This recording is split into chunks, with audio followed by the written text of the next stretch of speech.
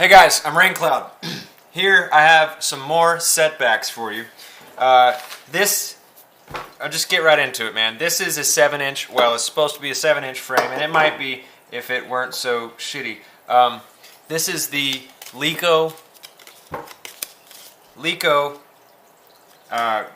rooster. I guess it's Armatan rooster copy. I knew I was getting something cheap. I didn't really know that it was like I didn't buy it as a rooster. I looked at it later and realized that it's a rooster. I just bought it because it looked like the project that, okay, I'm building a project and it's not just a 7-inch. It's going to do more than that. That's whatever. But here's the point.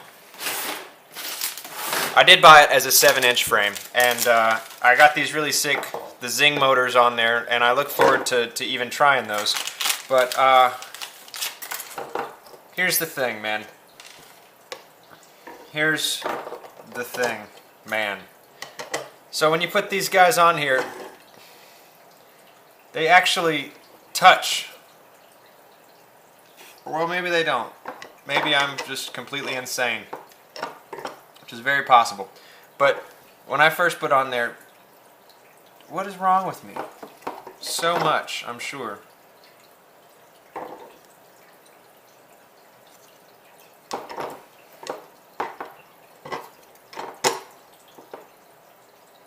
Either way, man, I don't like how close that is.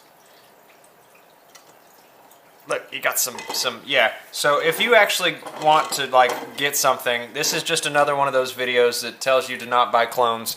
And the thing that I should have noticed is that, I mean, obviously the carbon's not cut in the way that it should be. You know, it's not pretty like that. It's a pretty sick looking frame, and it looks really great with these big ass Gemfans on there. But I should have known, because this Lico thing has all this Lico RC stuff on it, like LicoRC.com. That's not real. It's not even the website's not even up. And I don't know, maybe this will work out over time, but it just makes me really nervous, and it's just one more thing to add to the list of things that have gotten in my way of actually flying FPV. And I don't know, you let me know if that's okay, because I know when the props get loaded, they're going to get shorter due to geometry and all that stuff. But it still makes me terribly uncomfortable. And then, for all, like, 3 of you who saw my previous update about the Tiny Whip deal, how that sucked and what happened there. So I told you I had some issues with the motor, and then I thought it was all good to go. But it turns out that the motor wire had broken out. So I assumed that it was already broken, and it was just kind of wiggling around in the heat shrink here.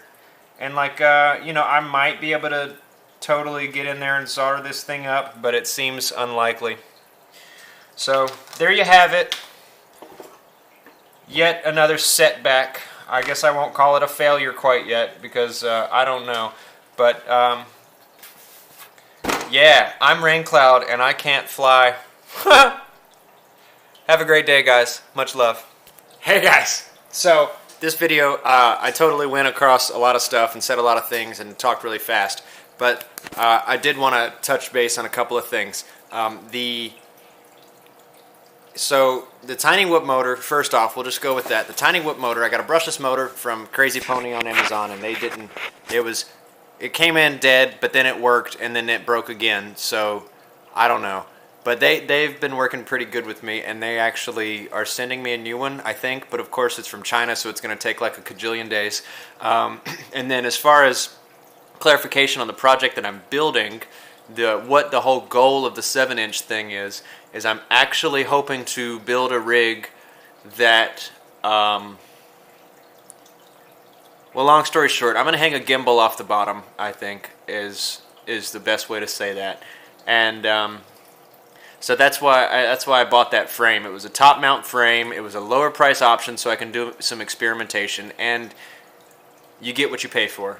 So I'm having these issues, and another thing that I didn't mention previously is that the the camera cage, the FPV camera cage, is actually seems to be off kilter. Like it's not square or, you know, true with the center line of the frame. It's off by like, you know, like a degree and a half or 4, you know.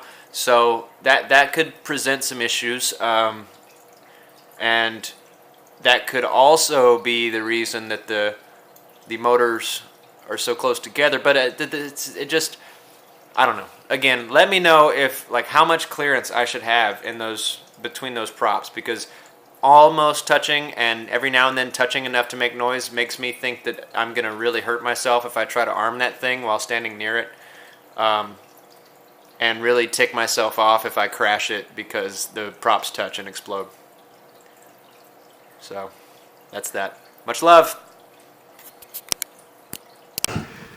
Perfect.